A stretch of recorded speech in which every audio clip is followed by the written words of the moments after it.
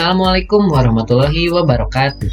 Halo semuanya, perkenalkan nama saya Cesar Juanika dari kelas 11 MIPA 6. Sebelum melanjutkan ke materi yang akan disampaikan, pertama-tama marilah kita panjatkan puji beserta syukur kehadirat Allah Subhanahu wa Ta'ala, karena atas berkat rahmatnya kita masih diberikan kesehatan hingga saat ini.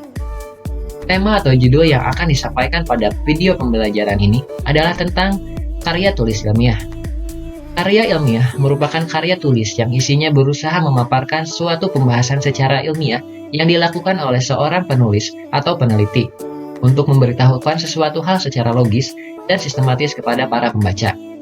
Karya ilmiah biasanya ditulis untuk mencari jawaban mengenai sesuatu hal untuk membuktikan kebenaran tentang sesuatu yang terdapat dalam objek tulisan. Maka sudah selayaknya lah jika tulisan ilmiah sering mengangkat tema seputar hal-hal yang baru dan belum pernah ditulis oleh orang lain. Jikapun tulisan tersebut sudah pernah ditulis dengan tema yang sama, tujuannya adalah sebagai upaya pengembangan dari tema tertentu. Karya tulis ilmiah adalah sebuah karya tulis yang disajikan secara ilmiah dalam sebuah forum atau media ilmiah. Karakteristik keilmiahan sebuah karya terdapat pada isi, penyajian, dan bahasa yang digunakan. Isi karya tentu bersifat keilmuan, yakni rasional, objektif, tidak memihak, dan berbicara apa adanya. Isi sebuah karya ilmiah harus fokus dan bersifat spesifik pada sebuah bidang keilmuan secara mendalam. Kedalaman karya tentu sangat disesuaikan dengan kemampuan sang ilmuwan. Bahasa digunakan juga harus bersifat baku, disesuaikan dengan sistem ejaan yang berlaku di Indonesia. Bahasa ilmiah tidak menggunakan bahasa pergaulan, tetapi harus menggunakan bahasa ilmu pengetahuan, mengandung hal-hal yang teknis sesuai dengan bidang keilmuannya. Tujuan-tujuan karya tulis ilmiah diantaranya, yang pertama, menginformasikan pada pembaca terkait suatu masalah beserta jawabannya. Yang kedua, karya tulis ilmiah digunakan untuk membuktikan kebenaran suatu fakta. Yang ketiga, sebagai wahana untuk melatih ide tersurat atau hasil penelitian dalam bentuk karya ilmiah yang sistematis dan metodologis. Yang keempat, makalah ilmiah yang telah ditulis harapannya akan menjadi wahana transformasi pengetahuan antara sekolah dan masyarakat. Yang kelima, poster etos ilmiah di kalangan mahasiswa sehingga tidak hanya konsumen pengetahuan tetapi juga mampu menjadi produsen, berpikir, dan menulis di bidang ilmu pengetahuan. Yang keenam, untuk membuktikan pengetahuan dan potensi ilmiah yang dimiliki oleh siswa. Pembuktian dalam menghadapi dan memecahkan masalah, dan itu bisa dilihat dalam bentuk karya ilmiah. Yang itu juga untuk melatih keterampilan dasar dalam melakukan penelitian. Dalam karya ilmiah ada 4 aspek yang menjadi karakteristik utamanya, yaitu yang pertama, struktur sajian. Struktur sajian karya ilmiah sangat ketat, biasanya terdiri dari bagian awal, yaitu pendahuluan, bagian inti, yaitu pokok pembahasan, dan bagian penutup.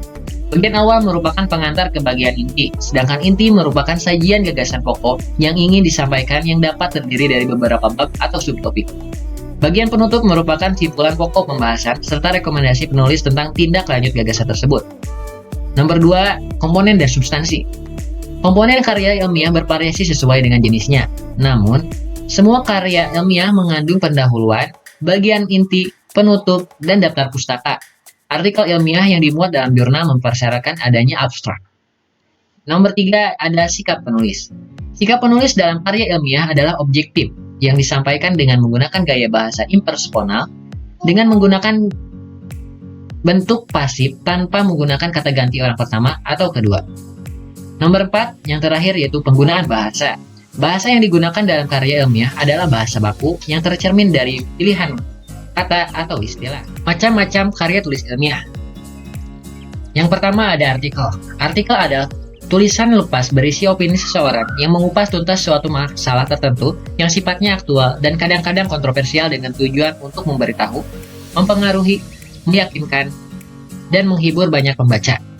Menurut Kamus Besar Bahasa Indonesia, artikel adalah karya tulis lengkap, misalnya laporan berita atau esai di majalah, surat kabar, dan sebagainya.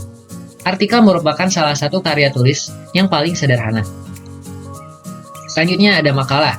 Makalah adalah karya ilmiah yang bersifat resmi tentang suatu pokok yang dimaksudkan untuk dibacakan di muka umum dalam suatu persidangan yang sering disusun untuk diterbitkan. Makalah merupakan karya ilmiah yang pendek dibandingkan dengan karya ilmiah lainnya.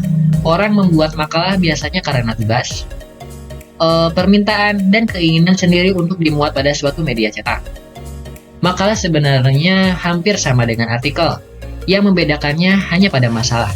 Masalah pada makalah tidak harus yang aktual dan kontroversial. Selanjutnya ada paper. Paper sebenarnya makalah.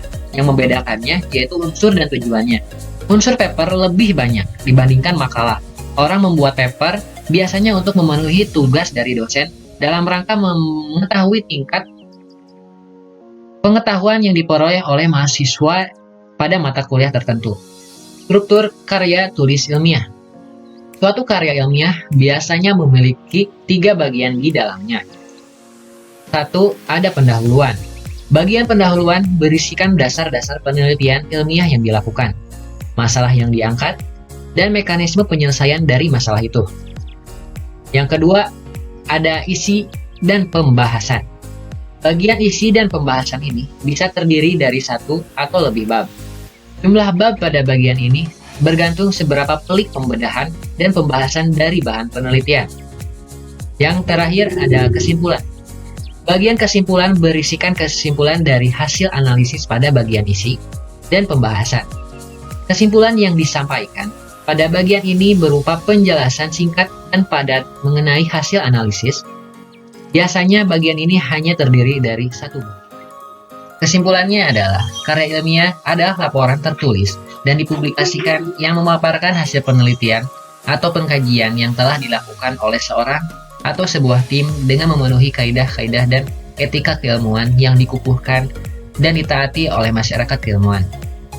Secara keseluruhan, cara penulisan karya ilmiah yang baik sudah ditentukan, yaitu sesuai dengan tata bahasa atau yang dimaksud dengan EYD dan tata tulis yang disepakati oleh masyarakat akademik. Dan sedikit saran dari saya, dalam menulis karya ilmiah, penulis diharapkan dapat menyajikan berbagai fenomena dan permasalahan yang terjadi dalam masyarakat saat ini, sehingga karya ilmiah dapat menjadi menarik dan bermanfaat bagi para pembaca. Mungkin sekian dari saya. Bila mana ada tutur kata yang kurang pas, mungkin terlalu panjang, kurang ringkas, mohon dimaafkan. Saya pamit undur diri. Wassalamualaikum warahmatullahi wabarakatuh.